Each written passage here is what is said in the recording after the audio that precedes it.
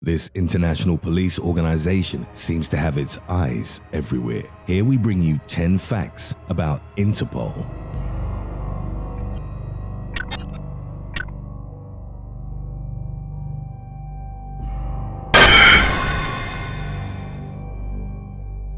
Today's video was requested by Stop Trolling. If you have any other topics you'd like to learn about, subscribe and let us know in the comment section below. Number 10. Why Interpol was created. Interpol, also known as the International Police Organization, was founded in 1923 under the name of the International Criminal Police Commission, or the ICPC. In 1956, they officially changed the name to Interpol.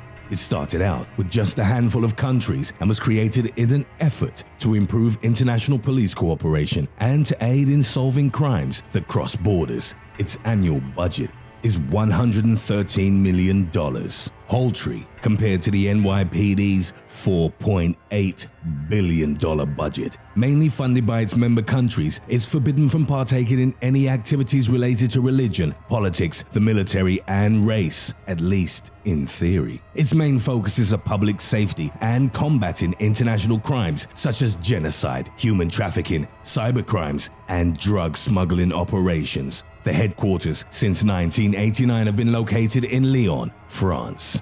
Number 9. Not every country is a member of Interpol.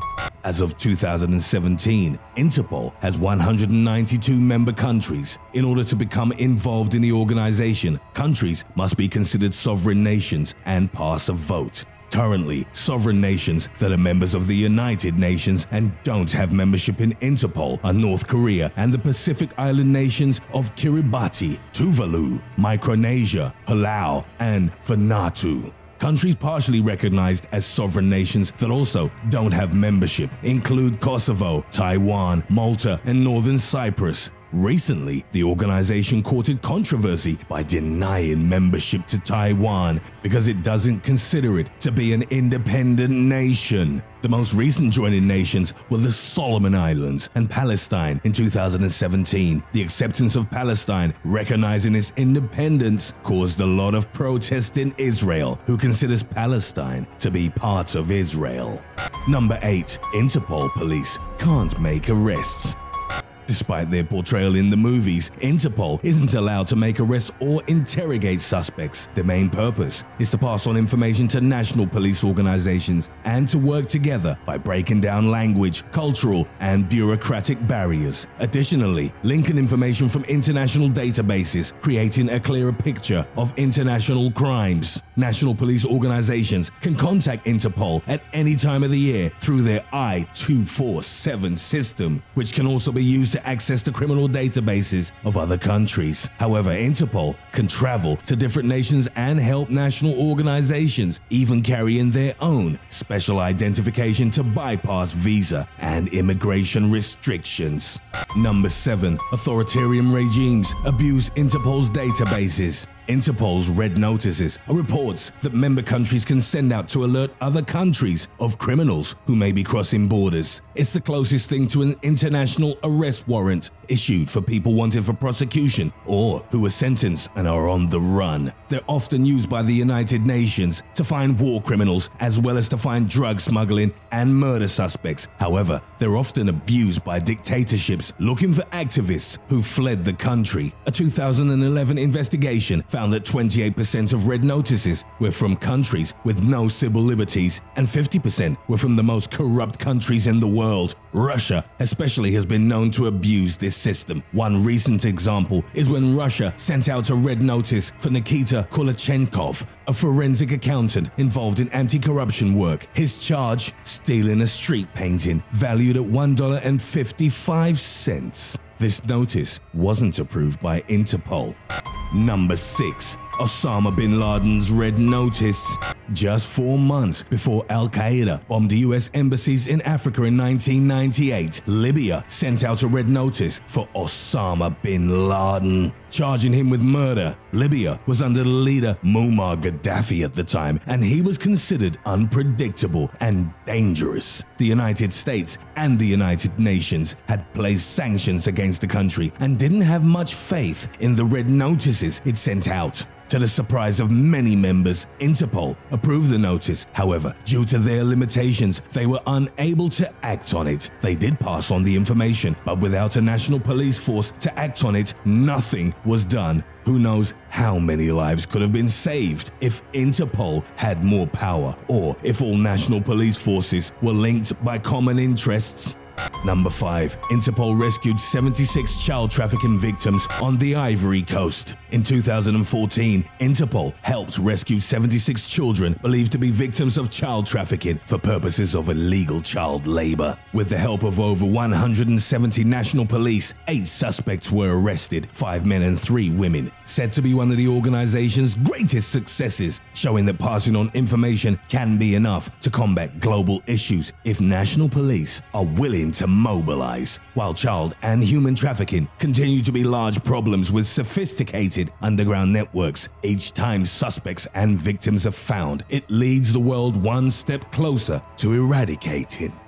Number 4. Interpol caught 60 people connected with cyber extortion. With the help of Philippine police, Interpol took down 60 people connected with cyber extortion. In this case, the suspects coerced people into doing sexual or lewd acts on webcams. The victims often didn't know they were recorded and were convinced to partake in sexual acts and cyber sex with the suspect. These criminals created Facebook accounts with young and attractive women, convincing victims using pornographic material. Once they had the footage, they'd request money, often between $500 and $2,000, to keep the material private, a practice known as sextortion. Some have even paid as much as $15,000. Victims were threatened with exposure if they didn't pay. One Scottish teenager even committed suicide after falling victim to the scheme. In 2013, in Hong Kong alone, 460 people fell victim to sextortion schemes. Although sextortion is a worldwide crime, many suspects were linked back to the Philippines using computer data and Interpol intelligence. Number 3. Interpol once fell under the control of Nazi Germany. From 1938 to 1945, Interpol fell under Nazi control. Interpol had been afraid this would happen, and in 1934, they created a law forbidding Germans from holding the highest roles in the organization. However, on March 12, 1938, as the Nazi Party took hold of Vienna, the president of Interpol was arrested and Reinhard Heydrich took his place. A notice was sent to all member countries asking them to approve Heydrich's presidency, and silence was considered a vote in favor. After he assumed the presidency, the headquarters were moved to Berlin. In 1942, Heydrich was assassinated, but Ernst Kaltenbrunner, a high-ranking Nazi official, took his place. Evidence shows the organization partnered with national police to arrest anyone offering help to Jewish refugees, and that the Red Notice form was altered to include a religion and a race category in the description. Strangely, many countries continued to work with Interpol during this time. The United States swapped information with the organization only days before Pearl Harbor, and the Swiss government, who was supposedly neutral, continued to pay its annual dues. Toward the end of the war, Ernst Kaltenbrunner faced execution on the charge of committing crimes against humanity. After his death, the organization shifted in a different direction, moving on from its corrupt past.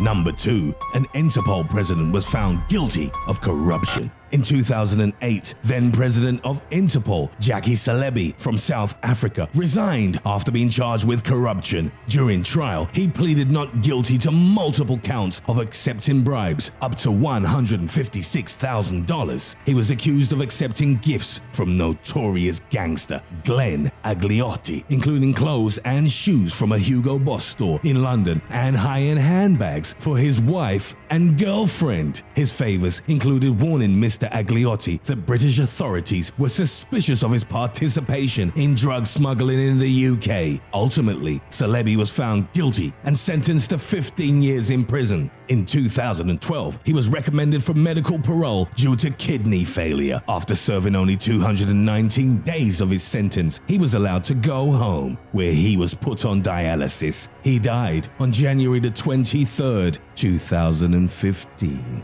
Number 1. Khalid El-Bakrawi and Ibrahim El-Bakrawi. Just a day before the 2015 Brussels attacks, National Police searched the home of Khalid El-Bakrawi and Ibrahim El-Bakrawi, the brothers responsible for it all. Unknowingly, the brothers had rented a separate house where they assembled the bombs that killed over 130 people, and the police found nothing. On December 11th, an arrest warrant was issued by Interpol for Khalid El-Bakrawi in relation to the Paris attacks that took place in November, and he was wanted by the United States for terrorism, extremism, and recruitment. Even more suspicious, the Turkish government identified Ibrahim as a foreign terrorist fighter earlier that year. Despite all these allegations, hard evidence linking them directly to terrorism couldn't be found. However, after events in Belgium, it became evident that these brothers had ties to the Paris attackers and to ISIS. Hey guys, it's Angelo, producer of this channel. I wanted to let you all know I've set up a Patreon account where I'll be offering very exciting and very exclusive bonus footage available only to people on Patreon. There, your voice will be heard regarding things you want to see and which direction I take my channel. Click on the end screen here to find out more, or on the link in the description below. Thanks guys, and I hope to see you on Patreon soon.